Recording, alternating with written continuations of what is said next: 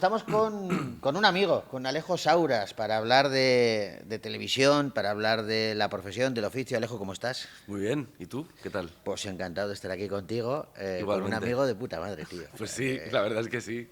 Para empezar, tú eres un chico de barrio. Mm. Me han contado además que dentro de nada te van a cerrar el bar al que iba siempre. ¿Por qué lo sabes eso? Porque tenemos nuestros chivatos por aquí y me han dicho que dentro de nada te cierran ese bar, que será, fíjate, a mí me pasó, porque nosotros también teníamos, yo creo que les ha pasado a todo el mundo, teníamos en nuestra cuadrilla un bar aquí en Vitoria, en nuestra ocasión era el Clarete, y íbamos siempre a ese bar y era nuestro punto de encuentro, y cuando lo cerraron, hace ya bastantes años, pero fue un punto de inflexión, es decir, cerramos un capítulo, se cierra una etapa. ¿Cómo lo estás viviendo tú? Porque ese chico de barrio sigue ahí. Sí, bueno, de hecho, en realidad lo han cerrado ya. Ah, Cerró el viernes pasado. bueno, o sea que... Y no pude estar porque estaba aquí. Ajá. Así que todavía no lo he asimilado muy bien porque no estuve en la despedida. Pero sí, son estas cosas que, para mí, por lo menos, las que te hacen darte cuenta de que el tiempo pasa. Ah. Porque los días son cortitos, entonces van pasando los días pero cuando ocurren cosas así es cuando dices, sí que pasa tiempo, sí. Tú no has perdido ese alma de chico de barrio, ¿no? No, y espero no perderla nunca, por Dios, es el motivo, ¿no? de todas las cosas que hago y... Pero ¿y cómo recibe toda esa gente del barrio a ese Alejo al que ven en televisión, en el cine, en el teatro? Bueno, pues un poco igual. Yo creo que cuando dejas de ver a la gente durante mucho tiempo, pues cuando vuelves a verlos es un choque. Pero si no lo haces y sigues viéndolos, yo con mis amigos del barrio sigo teniendo muy buena relación, hablamos constantemente por un grupo que tenemos, nos vemos, aunque ya no todos no vivimos en el barrio, la mayoría, pero seguimos quedando, incluso viven fuera de Madrid, seguimos quedando y nos seguimos viendo, entonces no se ha producido esa ruptura. Tengo otro dato, pero no sé si es no sé si es exacto, porque me ha sorprendido, por si acaso yo te lo pregunto. ¿Tú estudiaste ingeniería aeronáutica? No, yo estudié electrónica de comunicaciones Vale, vale, vale. y oposité para técnico de aeronaves. Pero de técnico de aeronaves a actor, ¿cómo pasó Bueno, este esta, cambio? esta profesión tiene eso, que venimos cada uno de un sitio muy diferente.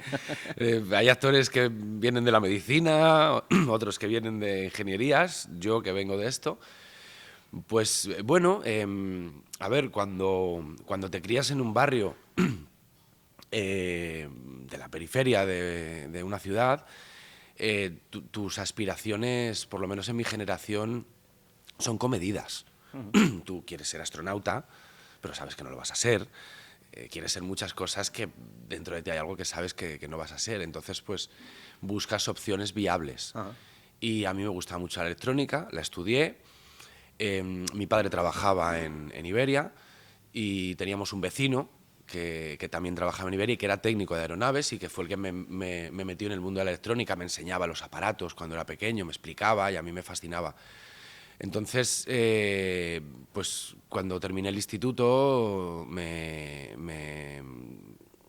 metió en esto. Me dijo, ¿por qué no te vas preparando unas oposiciones? Claro, si te Lo vas gustaba un poquito y pensando, tal. yo te voy enseñando, me fue dando libros, me fue dando clases, fui aprendiendo, me fui preparando las oposiciones y las hice, porque me gustaba, porque aparte yo tengo una pasión desde niño que es volar. Ah. A mí volar vamos, o sea, me apasiona. Y yo quería ser piloto, Claro. pero no podía. Bueno, pero te acercabas de alguna Sí, manera, no, ¿no? no podía, pero no por nada, sino porque tenía hipermetropía. Sí. Qué tontería, ahora no es ningún problema, pero en aquel momento sí que era un problema. Entonces, una vez aceptado que no voy a poder ser piloto, pues también pensé en cosas alrededor de eso que me pudiesen mantener dentro de la aviación. Y esta era una que me gustaba. Entonces, pues me lo empecé a estudiar, me lo empecé a preparar y un par de años después salieron unas oposiciones Ah. y las hice. Y una vez las ¿Y haces, cómo te desviaste del camino? pues una vez las haces, sales y dices, vale, ya las he hecho, ¿ahora qué hago? Porque ya es esperar, que algún día si me llaman, que me llamen. Poco tiempo después además salió la nota y había aprobado, saqué un 6,3 me Sí. parece, o algo así, y entonces pues ya es esperar a que vayan llamando gente y a que en algún momento te llamen y tampoco te puedes meter a hacer nada que te comprometa durante mucho tiempo porque tienes la Sí, sí, esperanza claro. de que te llamen. Entonces me metí a estudiar interpretación por placer, simplemente, por divertirme. ¿Pero tenías alguna vocación escondida dentro o no? A ver, a mí el teatro me gusta desde niño. Yo había hecho alguna función de teatro, amateur, y era un hobby mío que me gustaba. O sea, sí que me gustaba, me encantaba. Pero no me había planteado que se podía vivir de eso, básicamente. Había mucha gente de la profesión a la que admiraba y me gustaba mucho el cine, veía mucho cine, pero no me imaginaba que fuese algo factible. ¿Y cuándo te das cuenta de que puedes vivir de la actuación, que se te convierte en un oficio? Porque claro, también estamos hablando de una profesión que es muy inestable, que te llaman y de repente Bueno, pasas silencios. darme cuenta nunca. Darme cuenta creo que nunca. No, es algo que no terminas de ¿Sigues asimilar. viviendo de alguna manera ese síndrome del impostor tan famoso? Es decir, un día me van a descubrir. Sí, yo creo que sí. Sí, porque cuando no tienes herramientas y cuando la calidad de tu trabajo es simplemente la opinión de unos y la opinión de otros, y unos dicen que bien y otros dicen que mal, no es un aparato que tú hayas construido que funcione o no funcione. Ya. Entonces, sí que lo tienes, sobre todo porque tú te ves los fallos. Hay otras personas que a lo mejor ven un trabajo tuyo y dicen, está muy bien, pero tú sabes que lo puedes hacer mejor, y hay cosas donde tú ves los fallos. Entonces, pues dices gracias, pero no, pero yo sé que no. ¿Ha pasado alguna vez, sobre todo en los comienzos, suele ser habitual, en que haya, no sé si críticos o expertos, no sé cómo llamarlos, pero personas que de pronto te dicen, además es gente muy generosa, que de pronto va y te dice, tú no vales para esto, o sea, esto que va, muy mal, muy mal. Hubo gente que al principio te dijo que no, que para esto la interpretación no. No, decírmelo no, como tal no. Y si lo hicieron, sinceramente, ni me acuerdo. Mejor. O sea, que decírmelo no. Sí que recuerdo miradas y gestos y, bueno, respuestas físicas de, vale, pues nada, pues tú Torcer el mismo. gesto, ¿no? Sí, eso sí. Pero bueno, también es normal, lo entiendo. Una de esas personas fue mi padre con todo su cariño, porque él entendía, y es cierto, que es difícil. En esta profesión debemos sobrevivir de esto, no sé, un 2, un 3%, muy poca gente. Entonces, con unas miras así, pues quien te quiere también te lo dice, es sincero, ¿no? Es como... Además es bueno eso, tener gente a tu alrededor que te baje a tierra es bueno. Claro, es como si, no sé, si de repente hubiera dicho, pues voy a inventar los coches eléctricos. Sí, efectivamente. Pues me hubieran O voy a dicho, volar de verdad, ¿no? Claro, hombre, pues no sé, no lo hagas, ahora han pasado los años, pues mira, hay coches eléctricos. Pero si lo hubiera dicho hace 30 años, pues no me hubieran creído o se lo hubieran tomado a guasa, Sí, entonces claro. es complicado. Pero yo creo que una de las cosas buenas que tiene la vida es que los recuerdos con los que te quedas suelen ser los buenos. No, la memoria selectiva es fantástica. Sí, para fantástica. eso. ¿El primer casting, recuerdas? El primer casting lo recuerdo. El primer casting fue para un papel muy chiquitito en una serie que hacía el Fari, Sí, hombre, Menudo es mi padre. que se llamaba Menudo es mi padre. Ese fue mi primer casting. Y lo recuerdo básicamente porque fue una pelea. Había que pelearse. Entonces, pues nos metían de 3 en 3 en una sala. Una chica que ella grababa, ella lo hacía todo. Sí. Y entonces nos miraba así y decía, tú pegas, tú recibes, tú separas. O sea, ¡Hala, acción! Y a pelearos, ahí en mitad de una salita Sí. enana. Y bueno, pues me peleé. Eso se me daba ¿y bien. te salió? ¿Participaste en la serie del Fari o no? Sí, me cogieron. Qué guay. Me cogieron, hice, no sé, hice 3 o 4 capítulos y eso fue mi principio. ¿Y el casting más extraño al que haya sido? Porque a veces hay casting raros. Este ya me parece curioso, el hecho de que, venga, meteros aquí a pelear. Pues mira, a lo mejor el de Al salir de clase. Fíjate, ese fue un casting muy extraño, porque me pidieron que estuviese acostándome con una chica que no estaba y que entrara su padre y nos pillara que tampoco estaba, en una cama que no había. Entonces... Lo tenía todo. Entonces, representar todo eso fue un poco surreal. De hecho, además... Ostras, tío, si sales de ese casting vivo, sí. tienes papel seguro, claro. De hecho, lo emitieron un año después o algo así, en algún especial que hicieron de Navidad o algo así.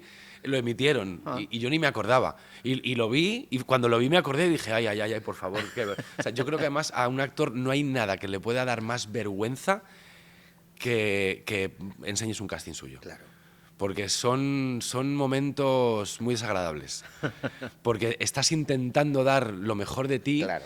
en una situación muy fría, en la que no tienes ninguna confianza, ni en ti, ni con las personas con las que estás. Hay nervios. Estás intentando abrirte Claro. y lo vas a hacer mal. Ajá. O sea, por bien que lo hagas, lo vas a hacer fatal. O sea, el trabajo de director de casting es un trabajo muy complicado.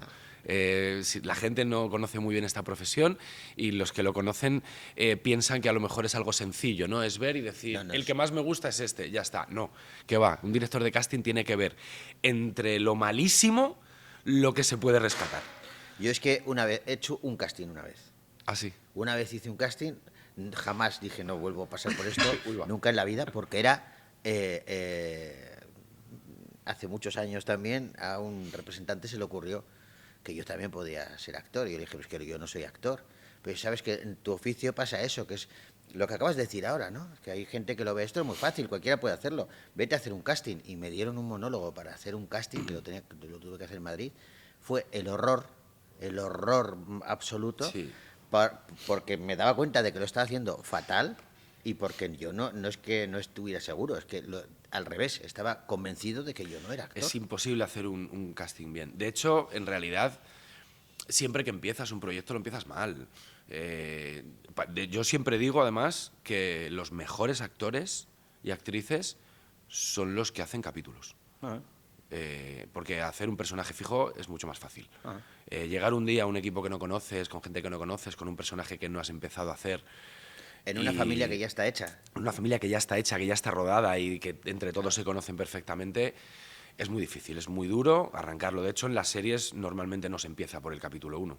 Muchas veces, si se puede permitir, se empieza con secuencias del capítulo 2 o 3, secuencias facilitas para rodar, y cuando ya está todo y ya nos conocemos todos y ya Sí, hemos y empezado hay a un funcionar, clima. empezamos con el principio. Oye, has citado al salir de clase, fue salvando esa intervención que tuviste en Menudo es mi padre, no sé si tuviste alguna otra más antes de... Sí, hice un par de capítulos en Compañeros. Sí. Trabajé en una serie de Lina Morgan. Hostal Royal Manzanares. No, Ah, una la de dos siguiente. se llamaba. Ella hacía de ella y de su hermana gemela. Sí, sí, sí. Y tuve la suerte de trabajar con ella y con Amparo Ribelles. Pues fíjate. Pero esto eran todo capitulares. Ajá. Eran todo lo que te decía, El difícil, durísimo. lo difícil, Llegar, claro. muy difícil, porque además cuando eres un niño y no sabes nada, y vas con gente que lleva toda la vida en esto, es duro. Mira, me acuerdo el primer día que trabajé con Lina Morgan, yo hacía de amigo del chico de la serie, sería su sobrino, no lo sé. Y entonces estábamos ahí, venía ella, se ponía a hablar con nosotros, y de repente no sé qué decía tal cual y se giraba y me preguntaba algo. Entonces pues, tenía que girarse y decirme, bueno, Joaquín, ¿y tú qué opinas? Sí. Y yo responder. Y venga, va, motor, acción. Y entonces viene y se gira y me dice, venga, Francisco, ¿tú qué opinas? Ajá. Y yo me quedo así, como nadie dice nada, yo digo mi frase como puedo, pum, pum, seguimos, pum, corta, buena. Y me voy corriendo al director y digo, no, perdona, Es que yo no soy Francisco. es que Lina se ha equivocado. Es que me ha llamado Francisco y yo me llamo Joaquín. Ajá. Y hace así, se gira, le comenta algo a la script, que es quien tiene el guión, Sí, sí, sí. y todo, se me ponen a mirar papeles, se gira y me dice, a partir de ahora te llamas llamas Francisco. Francisco. ¡Vámonos a comer! Es que yo sé una cosa de Lina Morgan, que ya se puede contar, ya han pasado muchos años. Yo la conocí, estuve en Hostal Royal Manzanares para hacer una entrevista. Y tuve la suerte de estar un ratito antes, que estaban grabando alguna secuencia y tal. Y era muy curioso, porque yo no lo había visto nunca, y había una señora en una mesita de madera que tenía un micrófono, y yo de lejos veía lo que es el plató, el estudio donde estaban rodando. Y entonces de repente me di cuenta de que esa señora, que tenía el guión así delante, estaba chivándole todo a Lina Morgan, que tenía pinganillo. Ah, sí. Y entonces los silencios, me pareció magistral por su parte, porque me parece dificilísimo que, Yo no que lo una concibo. actriz que no se sabe el papel le chiven al oído pueda las convencer, frases y pueda lo haga, convencer. claro. Yo, Entonces, si te soy sincero, nunca jamás en mi vida he visto un pinganillo. No es que no lo haya usado, es que no lo he visto. A mí cuando me preguntan, hasta este momento de mi vida, decía, eso es un mito. Eso no, pues yo eso lo no he visto. existe. A partir de ahora Yo lo he diré que visto tú sí lo has con visto. Nina Morgan y los silencios que hacía ella y los gestos y tal, que quedaban fantásticos en el personaje, eran también para dar tiempo a asimilar lo que estaba oyendo y decirlo convincentemente. Qué fuerte. Me pareció, pero asombroso por su parte. Qué fuerte. Oye, de tierra, o sea, al salir de clase estábamos hablando. ¿Algún momento tierra trágame? Muchos porque una serie diaria es lo que más te curte. Es duro, son ¿Cuántos años tenías? 18. Joder, fíjate, un chaval. Sí, 18 por ahí, 18 años, más o menos. Pero bueno, sí, muchos. Mira, recuerdo mi primera secuencia.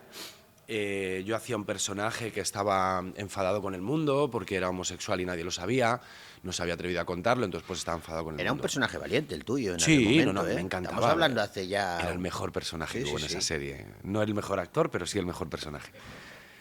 Y entonces, pues en su rebeldía, la primera secuencia que grabé, quemaba una papelera. Entonces yo llegaba, quemaba, empezaba a salir fuego y aparecía un profesor, venía corriendo y me decía, ¿qué haces? ¿Qué haces? Y yo decía, no he sido yo. Han sido unos chavales. ¿Qué? ¿Chavales? ¿Qué chavales? No sé, se han ido por ahí. Vale, lo apagaba y se iba y tal, pum, y se acababa. Y el día que lo vamos a grabar, pues, ¡acción! La papelera viene corriendo. ¿Qué haces? Digo, no he sido yo.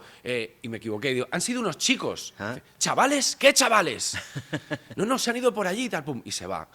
Y entonces no sé, hicimos un par de tomas, creo recordar. Pero el caso es que el día que emiten el capítulo, el primero, pues yo muy emocionado, Claro, hay que verlo. en casa viéndolo, y de repente salgo yo diciendo, han sido unos chicos, chavales, ¿qué chavales?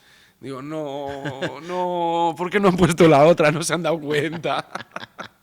Pero bueno, son tonterías al final. Lo que pasa es que, claro, cuando estás en esa primera vez que te ves en una serie y Sí. tal, tiene que ser impactante para ti, me Sí, imagino. sí. ¿no? Pero más que momentos tierra trágame en al salir de clase, fue todo lo contrario, si te tengo que ser sincero. Porque era una cosa que no se había hecho, que costaba que nos permitieran hacerlo, había cosas que daban mucho miedo, no a mí, sino a los guionistas o a quien lo decidiera, y era más orgullo de las cosas. La calidad de la serie era la que era, teníamos que rodar el equivalente a un capítulo entero cada día. Pero perdona, alguna vez lo hemos hablado fuera de cámara, la cantera de actores y actrices que ha Sí. salido al salir de clase Sí. es brutal. Era Eso una quiere locura, decir era una locura. Entonces que tú lo talento intentabas había. hacer lo mejor posible Claro. dentro de las limitaciones que había, pero yo el recuerdo que tengo, más que de tierra trágame o de vergüenza o algo así, era todo lo contrario. De orgullo. Era orgullo, Qué guay. era estar ahí grabando y diciendo, ya verás cuando esto se emita. Yo no sé si fue el primer beso Sí, gay de fue el primero. televisión. Sí. El de salir No de fue el clase. primer personaje homosexual, No, había no, no, habido no. otros. Yo creo que a lo mejor sí fue uno de los primeros personajes o el primer personaje homosexual serio que trataba su sexualidad, no que simplemente lo fuera, sino que se trataba su sexualidad y cómo la afrontaba consigo mismo, con su familia, con el entorno. Y el primer beso fue el Me primer parece beso. muy importante, sobre todo porque era una serie juvenil, que se emitía a mediodía, que tenía una audiencia brutal. Sí. Y que me parece importante porque es una semilla que había que Sí. empezar a sembrar para Sí. cosechar lo que tenemos hoy. Además, fíjate que eso ocurrió en verano. Se quería hacer, pero daba miedo, entonces se decidió. Si hablo incluyéndome, olvídame, sí. porque yo no tomaba decisiones, ¿vale? Pero se decidió que esto se hiciera en verano, lo del el novio, el beso, tener un sí. novio y el beso se hiciera en verano, porque había menos audiencia, en verano la gente se iba de vacaciones y si no salía bien podía tener menos repercusión. Pero ¿qué pasa? Que ese año empezó un reality llamado Gran Hermano. Ay, amigo, claro. Y nosotros íbamos después. Ah. Entonces cogíamos la audiencia. Claro, arriba estamos hablando de muchos millones, ¿eh? Cuando esto se planteó no se había estrenado el Gran Hermano y nadie se planteaba que pudiese ser el fenómeno social que fue. Pero lejos de bajar, subió la audiencia. Y me acuerdo estar grabándolo y después estrenar Gran Hermano y todo el mundo decir, Ya verás, ya verás. Y afortunadamente fue muy bien. Fue, vamos, yo es una de las cosas que recuerdo con más cariño y que recordaré toda mi vida. Ese orgullo creo que es Sí, necesario sí. y creo que esas semillas que plantaste entonces es que son esenciales para el devenir de los acontecimientos, ¿no? Para estar ahora con esa tolerancia, Sí. con todo, con normalizar todo Haber eso. hecho algo. Bueno, estamos hablando hace cuántos años, ¿20 años? 25. 25 años, 25 años. Sí, sí. Que la sociedad no era la misma, no tiene nada que ver, ¿eh? Sí. Haber hecho algo que no había hecho nadie antes Ajá. y que ha servido para algo, Está muy bien. está muy bien. Tienes que estar orgulloso. Sí, lo estoy. Has citado Gran Hermano. Los actores tienen otros trabajos de vez en cuando. Tú has estado en MasterChef, no hace nada. Has estado en Pasapalabra conmigo, que gané yo, por cierto, déjame... Bueno, ganaste un día. Vale. ¿Cómo gestionas esas ofertas que tienen que ver colateralmente con tu oficio? Bueno, no soy muy dado a hacerlas. A Pasapalabra voy y me gusta porque es un programa cultural. Me gusta, la cultura me encanta y como es un programa cultural me gusta y lo disfruto. Además he ido muchas veces y me siento a gusto. Y para MasterChef me lo pensé muchísimo, le di muchas vueltas. De hecho, había parte de terapia en eso, ¿no? En decirme a mí mismo, Alejo, nunca has salido de la zona de confort de tu oficio y a lo mejor es el momento ya de hacerlo y de probar algo nuevo. Y de todo lo que hay en el panorama televisivo, pensé que esto sería lo único que en algún momento me podría atrever a hacer, pese a que no tengo ni idea de cocinar, ahora sí, no tenía ni idea de cocinar. Creo que era el formato adecuado por cómo es, por cómo está producido, por cómo está dirigido, por cómo lo hacen. Porque hay una dignidad también. Sí, exactamente. La gente, es un los formato... famosos, entre comillas, que participan ahí. Exacto. Tiene una dignidad que me apetecía. Ahí más que me apetecía, me atrevía. No creo que me atreva a hacer otro. Pero da una muestra, en concreto MasterChef, de cómo eres tú de profesional en ese aspecto, porque te sacan de tu zona de confort, te vas a un programa de cocina y lo primero que haces es pasarte, no sé si tú eres 4 o 5 meses cocinando a tope, aprendiendo, porque tú querías ganar. Yo quería ganar. Sí, yo quería ganar y podía haber ganado, de hecho, sí, o haber llegado a la final, por lo menos. Lo que pasa es que Está sujeto a 1000 factores. Claro, está sujeto a muchos factores y es un concurso. Un pequeño error te manda a tu casa. Sí, claro. Eso es así. Oye, ¿qué es lo más raro que has tenido que hacer para meterte en un personaje? Ya sabes que a veces, yo que sé, Robert De Niro o Al Pacino dicen, no, yo me tiré en el cuerpo de bomberos 7 meses, apagando incendios porque tenía que hacer de bombero en una película, o siguiendo a detectives o a policías, tal, no sé. Para un cortometraje pasé unos días en un hospital de parapléjicos, de tetrapléjicos. Ostras, una experiencia, ¿eh? Sí, para un cortometraje que hice hace muchos años. Pero más allá de eso, no he hecho gran cosa, la verdad. Los personajes que he hecho han sido personas relativamente normales, que lo que más he tenido que hacer ha sido tener que hablar con personas que les ocurría eso o que eran de esa manera y documentarme. Pero no he interpretado a un bombero. He interpretado a policías y básicamente lo que he hecho ha sido hablar con policías. No me ha hecho mucha falta empaparme porque, bueno, conozco a muchos y conozco el mundo de la policía desde joven. Incluso en mi familia hay algún policía y no, la verdad es que ahora que lo pienso, a ver si me ofrecen un papel que me permita volverme loco. Llegará. Preparándolo. Llegará, seguro. ¿Y tienes alguna... Para MasterChef sí, para MasterChef estuve trabajando en 4 restaurantes. 4. Estuve 2 meses trabajando en... No, 2 meses más de 2 meses. 2 meses y medio, por lo menos. Pero cuando dices trabajar, Es trabajar de verdad. Trabajar. Llegar allí, ponerte el mismo uniforme que se ponen ellos y ponerte a hacer lo que hacen ellos. Bueno, empezar haciendo lo que no quieren hacer ellos, que claro. es lo fácil, mientras ellos te van enseñando y acabar haciéndolo. De hecho, 2 de estos restaurantes, Estimar y Rural, eran restaurantes de cocina abierta, de cocina vista. Ya. O sea, el cliente estaba O sea, que te delante veían. tuyo. Sí, te veían y muchos me reconocían. Algunos se dio cuenta de... Pero Sí, me preguntaban, ¿qué haces aquí? ¿Tan mal os va? ¿Tan mal está la profesión que os habéis tenido que meter aquí? Ostras, qué Sí, bueno. sí, y yo lo disfruté muchísimo, ¿eh? Sí, no, Fue pero- fue como preparar un papel, en el fondo. Vengo aquí a aprender a cocinar. ¿Cómo se hace esto? Me imagino que cuando os pasan, hablábamos antes de eso, en tu caso Masterchef o Pasapalabra, por ejemplo, cuando vas a este tipo de programas, vas como un personaje también, de alguna manera, ¿no? Puedes intentarlo si quieres. Equilibras un poquito, Puedes intentarlo Ah. si quieres. Y lo intentas. pero te pillan. Pero no funciona. Ya. No funciona porque cuando estás... Es muy estresante. Es una cosa muy estresante, un programa estresante. Entonces, cuando estás sometido a ese estrés, tienes que terminar, tienes que hacer un plato, lo tienes que hacer y hay otros elementos que participan alrededor, compañeros, jueces que vienen, que hablan contigo, invitados, tal. Al final sales tú. Acabar, sí. Hacer un personaje, tú puedes interpretar un personaje cuando tienes un guión o cuando sabes hacia dónde vas y tu finalidad es ir. Pero cuando es hacer esto, vas a acabar saliendo tú.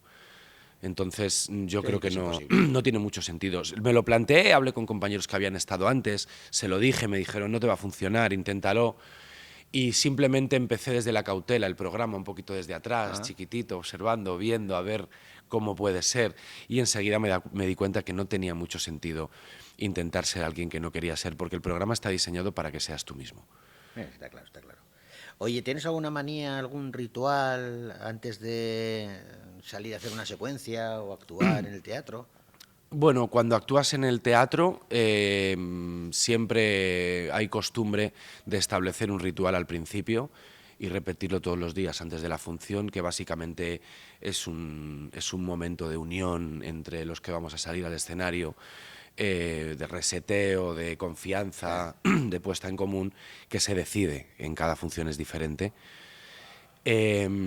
Pero no, la verdad es que no, creo que, bueno, no sé, no lo tengo porque no me ha surgido y porque me centro mucho en concentrarme antes de salir. Sí, voy con la respiración, pero no es un ritual, es Sí. una necesidad. No, claro, es un- Antes de salir hay un tiempo en el que hago unas cosas con la respiración para situarme en un punto en el que yo considero que a partir de ahí puedo... Esa es otra historia que llama la atención también, cómo cuidáis los actores en este caso, todo, de cosas que el resto de seres humanos cuando os vemos en la pantalla nos parece muy sencillo, mira, salen ahí, dicen 4 cosas y a ganar dinero.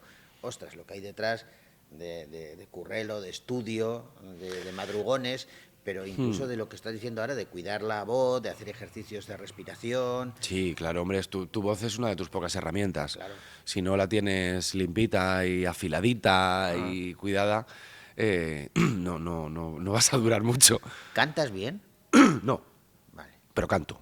Si hay que cantar, se canta. Ah, sí, cantas, se canta. Hice un musical, de hecho. Hice un musical hace unos años. Participé en un musical, mejor dicho, que se llamaba El Eunuco. Anda. Era muy divertido, muy divertido. Y al principio no cantaba, hacía un personaje que no cantaba. Te fuiste animando. Y me fue dando mucha envidia de mis compañeros, además cantaban muy bien todos ellos. Y cuando ya llevamos unas cuantas funciones fui al director y le dije, me gustaría cantar, me haría muchísima ilusión. Y uno de los compañeros, Jordi, él era profesor, Ajá. cantaba muy bien, era una maravilla, tenía una voz privilegiada y Te dio unas me pautas. dijo, yo si quieres te enseño Ah, qué guay. un poquito, te doy unas clases y cuando estés listo lo vemos. Y bien, pero la canción que me hicieron tenía un tono complicado para entrar. Una vez entrabas ya lo hacías, pero tenía un tono complicado. Entonces había un panel, que era un cubo, que se deshacían 4 paneles, que íbamos moviendo por el escenario, y en esa canción yo estaba detrás de uno de esos paneles, Se y daba la vuelta y en se- el momento yo salía del panel Sí. y me ponía a cantar. Y como me costaba mucho llegar al tono, mi compañero Jordi se ponía a mi lado. Cuando empezaba a sonar la canción me daba el tono en el oído. Se me ponía en el oído y me decía, "Ah", y me daba el tono en el oído. Ostras, qué Y guay. cuando llegaba, salía y empezaba a cantar, porque si no, no cogía, no era capaz de coger el tono. Ya, pero qué guay. No, porque truquitos, hay truquitos siempre. Sí, Oye, ¿y el lugar más extraño en el que has trabajado? Pues yo qué sé, si de repente te han dicho para hacer un monólogo y te has encontrado, yo qué sé, un pajar, o en una película, o en una serie. muchos Has trabajado en sitios. sitios muy raros. Muy raros, muy raros. En una morgue. Una Eso morgue. fue, sí, sí, en una... En un Pero de- una morgue de verdad. sí, sí. Que me tiembla la voz En ya, ¿eh? varias, de hecho, he trabajado. Rodé en la morgue de la Universidad de Alcorcón Sí. hace unos años, Pero con cadáveres. con trozos. No había cadáveres completos, pero había botes con trozos. ¿De verdad o atrecho? No, no, era la universidad. Ostras. Ellos lo estaban estudiando, y sí, sí. Y en lo que estoy rodando ahora, en la película que estoy rodando ahora, hemos rodado en el Anatómico Forense de Madrid, que ahora ya no funciona. Hace muy poquito tiempo que lo cerraron, creo que hace 2 años que lo cerraron, porque han abierto otro un poquito más grande, porque es muy antiguo y es un poco salvaje y tétrico. Ahí, o sea, era escuela también, tiene su... No sé cómo se llama, donde los enseñan, un lugar donde hay una especie como de bancos de piedra, así que se abren, Sí, sí. y en el medio hay una camilla, ducha, donde enseñan todo eso. De hecho, creo que hasta hace bastante, pero llegó a ser el único de España, me parece. Creo que hace 40 o 50 años llegó a ser el único de España, y rodar en estos sitios a veces es un poco duro. Me está dando a mí cosica solamente con Sí, con sí, lo que me sí. cuentas. Y no, de este tipo de sitios, la verdad es que he tenido unos cuantos. En el cementerio de la Almudena hay un viejo tanatorio que está cerrado desde hace mucho tiempo, pero que desde... por ejemplo, ahí tuvieron guardados los restos de los terroristas del 11M durante años. Y rodamos allí, y al llegar había un cartel enorme que decía: esta sala no la abráis. Y hubo un compañero que no se le ocurrió otra cosa que abrirla y entrar, a ver Sí. qué había ahí dentro. Y yo no volví a ver a ese compañero, creo que se dio de baja, se marchó él, no es que nadie lo echara, se marchó sí. él. Creo que lo que había ahí dentro era tan espantoso que no volvimos a verle. Pero luego, bueno, he rodado en sitios estupendos. He rodado en el parque de atracciones. En el parque de atracciones está el pasaje del terror, por ejemplo. Yo iba de chico y a mí el terror me da miedo. Me cuesta ver películas de terror. Yo las sufro como espectador, me da mucho miedo. Y cuando era niño y íbamos pues, del barrio al parque de atracciones, íbamos al pasaje del terror, yo siempre me enganchaba a quien tuviera delante, me abrazaba y hacía así, y hacía todo el pasaje. O sea, lo habré hecho 15 veces y no sé nada, no sé cómo es, porque no lo he visto. Ya, Lo, ya, ya. lo he hecho entero así, muerto de miedo. Te entiendo porque yo lo sufro porque a mi mujer le suele pasar también lo mismo. Que se engancha. Sí, sí, yo Y voy una vez así. le pasó que se enganchó a uno que no era yo. Y- Creía que era yo. No sé por qué se soltó en medio del recorrido y de repente, pum, se enganchó a uno que no era yo. Oye, no quiero pasar. Verdad, y en el salir de clase rodamos ahí. ¿En el pasaje del terror? En el pasaje del Sí. terror. Y cuando teníamos que entrar, bueno, hay que entrar y tal, y le dije, pero a mí que me acompañe alguien y que enciendan las luces, por favor, que ya estaba ahí dentro y no me gusta. Oye, estabas hablando de lo del amor, el pasaje del terror, todo esto. Luego hablaremos, por seguir un poco la estructura de tu trayectoria, hay que hablar de Los Serrano, evidentemente, pero me voy a saltar ahora a Los Serrano porque encaja con lo que estábamos hablando. Estoy vivo. Sí. Estoy vivo, eres un fantasma.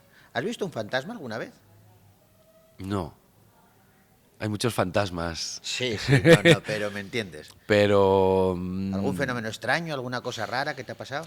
Bueno, cuando éramos críos tuvimos una época de hacer Ouija. Sí. ¿Quién no lo hace de vez en cuando? Y en esos días recuerdo ver cosas extrañas, que pasaran cosas extrañas. Recuerdo estar con mi amigo Montana estudiando en casa, y de repente estar los dos así estudiando, y de repente el vaso moverse en la mesa y quedarnos los dos mirando como idiotas. Pero perdóname, moverse solo el vaso. Sí, sí, estar los dos tal, y de repente este vaso hacer... Ya. Y quedarnos los dos mirándonos, mirar el vaso y mirarnos los dos diciendo qué está pasando. Cosas así. Eso sí que alguna vez, pero hace muchos A años. mí eso no me pasó nunca. Pero Tanto que ahora incluso lo pienso y pienso que igual no es cierto. Porque hace tanto tiempo y me parece tan irreal que pienso que a lo mejor lo imaginamos, no lo sé. Ya, no sé, pero bueno, que lo imaginaréis los dos a la vez es raro. Sí, es raro, es muy raro. Es Es raro. muy raro, sí. O sea, a mí me da una cojones muy grande si me pasa y de repente veo algo que se mueve solo, ¿eh? Sí. No lo sé, no me ha pasado. A mí yo no lo vi. A mí me dijeron mi madre y mi padre que me que me persiguió un ovni, pero yo no lo vi. Ah, Eso es cierto, ¿eh? O sea, yo tendría 10, 12 años y estaba en un pueblecito cercano de aquí, Landa, que tenían sí. una casita muy pequeñita mis padres, que estaban en lo alto de una colina, y yo bajaba abajo, porque en la casa no había ni tele ni nada, y yo bajaba una cuesta que había, y se cruzaba un río, el riachuelo, y había un bar, y yo bajaba al bar de abajo a ver la tele. Y subía una noche cerrada, y yo subía, que con 12 años es un poquito acojonado, porque es de noche, y cuando estaba cruzando el río, de repente veo que salen mis padres, corre, corre, corre, Joseba. Yo pensaba, digo, un lobo, vete tú a saber qué hay aquí. Y no, me dijeron, pues no has visto la luz, había una luz que iba por ti.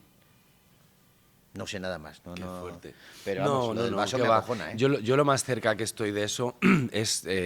tengo el mejor amigo que se puede tener en el mundo, que es mi amigo José, Ah. desde hace 30 años. Y, y cuando estoy mal me llama. Ajá. Sin saber el que está. No, O sea, él lo lo sabe. detecta. Sí. Hay veces, de repente hay veces que un día estoy mal, Sí, sí. me ha pasado algo, no estoy bien, y sé que me va a llamar, y me llama. ¿Qué tal? ¿Qué ha pasado? "Ah, pues me ha pasado esto y tal. Bueno, eso es que hay una conexión muy Sí, especial. pero es lo más parecido a Ya, algo ya. que no puedo Es explicar. extraño también, ¿eh? Pero Sí. bueno, pero está muy bien, eso es positivo. Sí, no, es Entraña- muy positivo. entraña en positivo. Oye, Los Serrano. Llega Los Serrano, si al salir de clase es un punto de inflexión en tu trayectoria, Los Serrano es Es otro. otro. Estamos hablando de una serie, ¿cuántos millones de personas veían Los Serrano? Uf, pues muchísimos. Mira, yo tengo, no sé si se seguirá haciendo, pero antes los domingos se solía publicar en el periódico El Minuto de Oro Sí. de la semana. Y yo, bueno, en mi casa, mi madre tenía recortada en la mesa camilla, debajo del cristal, un minuto de oro mío, que había, o sea, que había sido de Los Serrano y mío, además, Ajá. con mi foto, que había tenido un 52%, Ostras. que eran 11 millones No, o por ahí. ya. Sí, una salvajada. ¿Cómo llegaste a Los Serrano? Bueno, me llamaron. Ajá. Me llamaron por Luis San Narciso. Yo había trabajado ya con Luis Luis es uno de los grandes de Luis es del el oficio más del grande. casting, ¿eh? Sí, sí. Luis es el más grande. Luis es la persona que en este país se inventó esa profesión cuando nadie sabía lo que significaba y lo que era ser director de casting. Hasta ese momento eran los directores los que hacían ese trabajo. Y ya había trabajado con él en otros proyectos, en Compañeros, en Javier ya no vive solo, que era una serie de Emilio Aragón. De Emilio, sí. Habíamos hecho cosas y me llamó él, me ofreció el papel. Yo creo que fue el primer papel que me han ofrecido en mi vida sin hacer un casting. Que fue como, oye, que te ofrecen este papel. Y dije, vale, ¿cuándo es el casting? No, que te ofrecen. ¿Cómo? ¿Que me lo ofrecen? ¿Ya? ¿Yo? ¿Así? ¿Del tirón? Tú llegaste ya desde el primer capítulo a Los Serrano. Sí. Y intuíais el boom que podía ser Que aquello. va, para nada, en absoluto. No, una serie muy normal. Iba a ser Familiar. una serie, en absoluto, que va, para nada. Además, en aquel momento el listón estaba muy alto con Médico de Familia, entonces sí. no aspirabas a eso, no, ni mucho menos. Oye, y en Los Serrano fueron muchos años, me imagino que habrá Fueron 6 años. infinidad de anécdotas, pero seguro que te pasó algo porque trabajando con Bonilla y con Resines es imposible que no te pasara alguna cosa graciosa con ellos, alguna toma que no funcionó, que no salía, no lo sé. Hombre, sí, claro, en 6 años pasaron muchísimas cosas. Pero mira, hay una muy divertida que recuerdo a veces que yo le robaba el coche a mi padre y entonces los colegas nos íbamos por ahí con el coche y algo nos pasaba, no me acuerdo. Pero bueno, el caso es que rodábamos en la Gran Vía, Sí. por la Gran Vía con el coche, sacando la cabeza por la ventanilla. Yo conducía sacando la cabeza por la ventanilla, medio cuerpo fuera, no sé, además era un coche... Ah, no era el coche de mi padre, no, era un coche ¿A quién le cogíamos el coche? No me acuerdo, porque era como un tipo Bronco, un coche muy grande, Sí, sí. una especie de todoterreno muy grande. Y entonces, pues primero se sube en una plataforma, grabas algunas tomas y tal, y luego dijeron, vamos a poner la cámara delante en el capó y id vosotros, porque no, si ponían algún técnico dentro del coche se veía. Entonces, como yo conducía, me dijeron, tú te bajas hasta Plaza España, que hay una glorieta, Sí. vuelves a subir y tal, y me dijeron, bueno, vais un poco haciendo el loco y tal. Y entonces, en un momento dado, alguien de producción se me acercó y me dijo, si ves que hay policía, párate, Sí. porque tenemos permiso para rodar, pero no para hacer esto. Ajá. ¿Vale? Entonces, Sí. si ves que hay Sosiégate, policía, te ¿no? paras, Sí. nos avisas por el walkie y venimos. Y entonces, pues, vale. Cogemos el coche y empezamos a bajar hacia Plaza. ¡Ah! Luego, Te yo metes en el con un pie en el papel. acelerador, otro por la ventanilla, gritando. Jimmy Barnatán tenía como el techo abierto Sí, y con salía. la cabeza afuera, gritando y no sé qué. Y cuando estoy llegando a Plaza España, de repente ahí había como 4 o 5 coches de policía y estaban los policías fuera, justo por donde teníamos que hacer la glorieta y volver a subir. Y claro, según lo veo, digo, chicos, estaba policía ahí. Y miro, digo, y aquí no se puede parar en ninguna parte y tal. Y creo que fue Jimmy que me dice, tira, jamás en la vida se van a pensar que no tenemos permiso si estamos haciendo esto.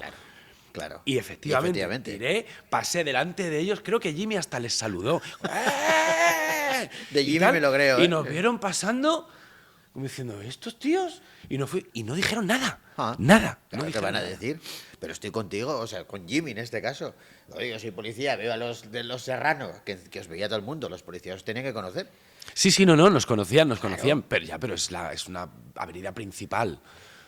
Yo no, Era yo de noche, no había mucho tráfico. Yo no os paro tampoco. Pero, Si soy policía, yo no os paro pero tampoco. fue heavy. Oye, has hablado de Jimmy, Fran, un montón de gente con los que trabajaste.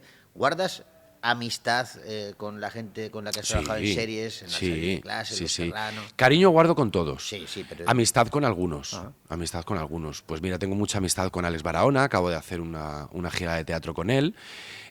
Con Jimmy Barnatán me he reencontrado hace unos días en el festival, aquí en Vitoria, que ha sido un reencuentro maravilloso porque hacía unos cuantos años que no nos veíamos. Con Natalia Sánchez también nos vemos a menudo porque es adorable. He trabajado bastante con su marido, con Marc, y hemos hecho un par de películas juntos y ella viene siempre a verle y la quiero muchísimo y además ahora viven relativamente cerca mío. Tengo un cariño especial, muy especial por Alexandra Jiménez.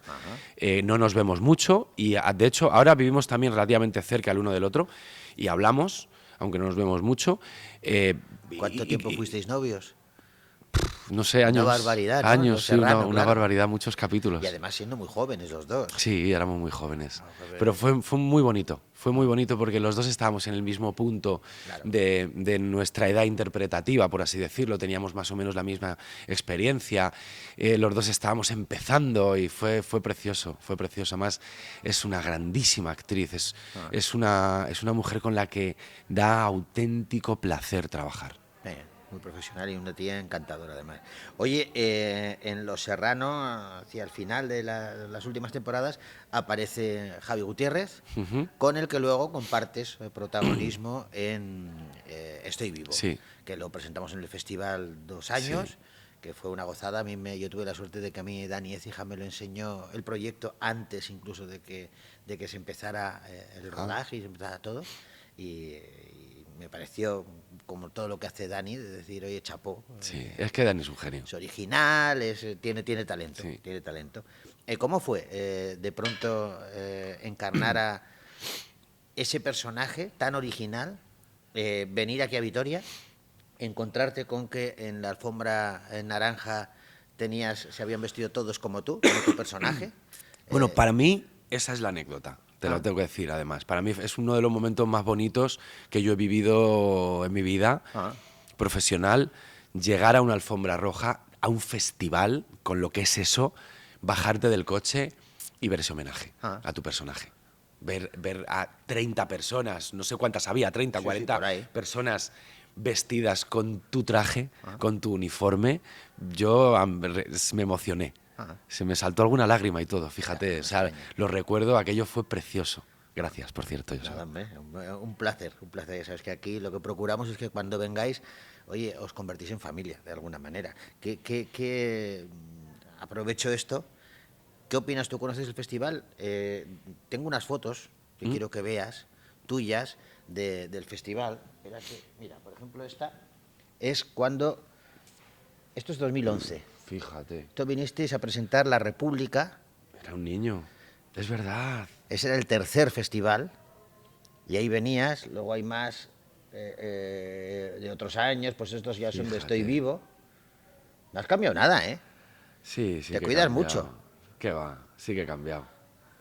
Sí que he cambiado. Joder, qué va, tío. Aquí, de esto hace ya Pero mira qué carita. 14 años. Soy un niño aquí. Soy un niño. La República. Esa es una de las grandes anécdotas del festival, lo sabes, ¿no? No. Estrenamos en 2011 en el tercer festival, 14 de abril, La República, Ujú. y la serie no se estrenó hasta igual 7 años después, 7, 8 años, ¿eh? No. Sí, sí. No, no se hizo la segunda temporada. Es que aquí presentamos la segunda temporada. ¿No fue la primera? No. La que presentamos aquí fue la temporada que no se estrenó, porque luego venía uno de los el calvario que tenía que soportar Fernando López Puig, que era Sí. Director de De ficción Televisión Española, Televisión sí, Española. muy amigo.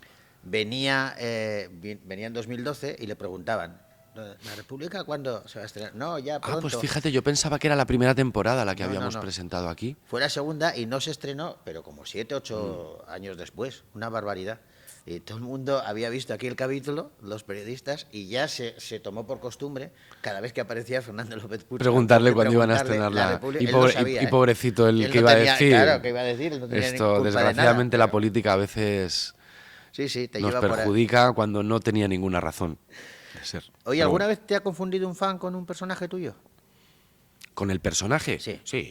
Sí, muchas veces. Te llaman por el nombre del personaje, te preguntan cosas.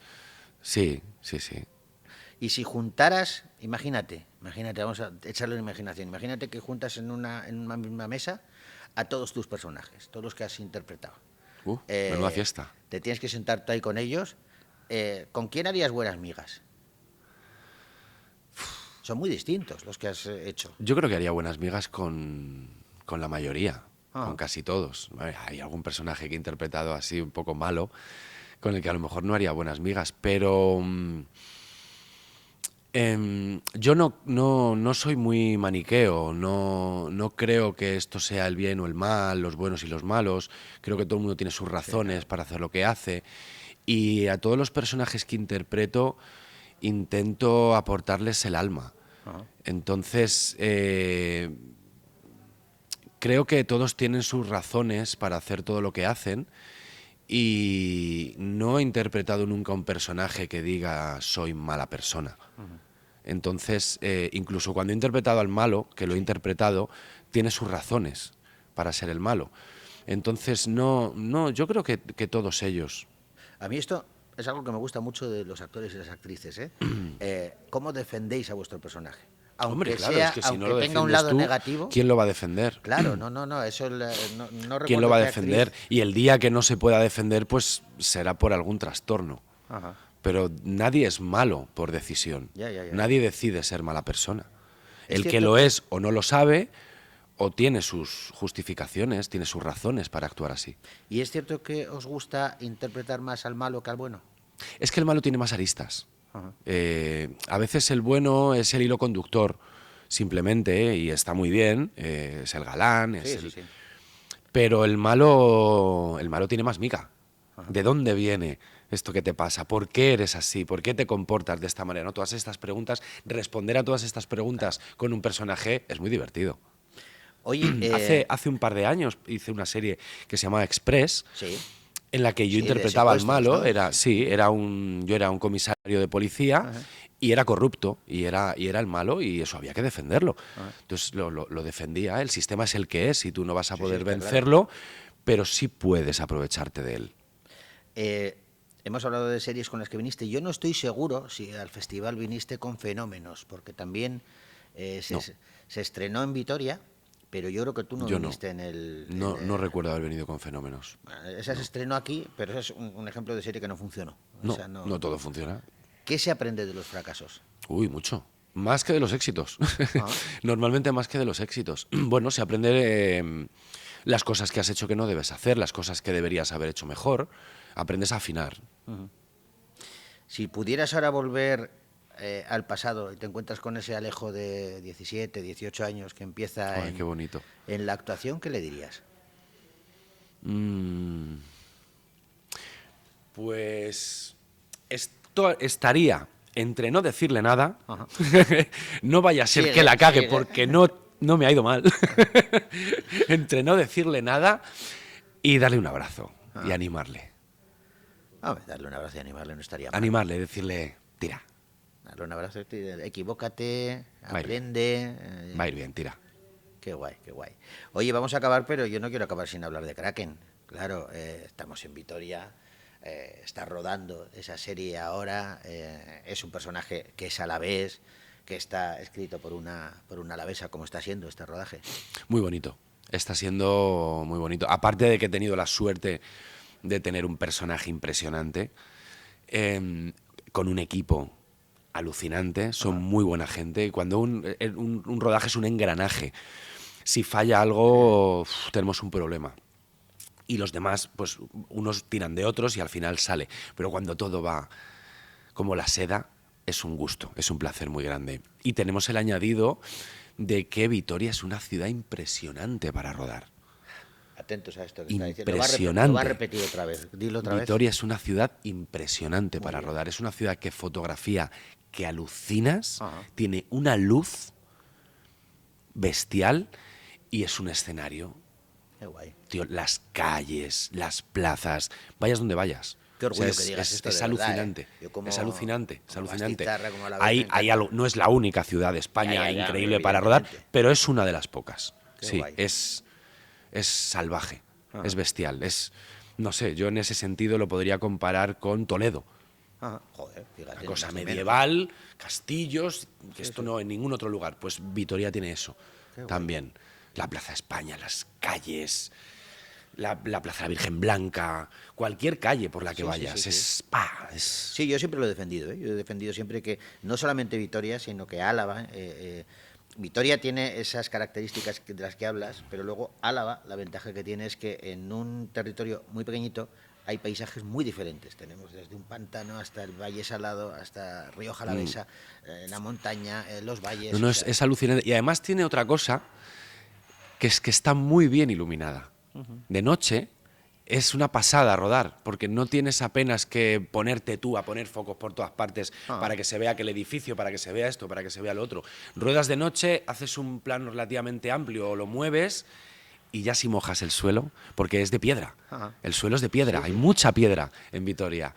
Lo mojas y es una pasada. ¿Cómo sabe? O sea, no se me había ocurrido nunca lo de mojar el suelo, ¿verdad? Tú sabes. Bueno, es una cosa que se hace mucho en cine porque gana mucho el plano. Entiendo que aprenderás mucho de eso también, porque yo creo que te interesa a ti. No hemos hablado si te has pensado alguna vez en dirigir, por ejemplo. Sí, lo he pensado, pero es una empresa tan grande y tan complicada que no me he atrevido.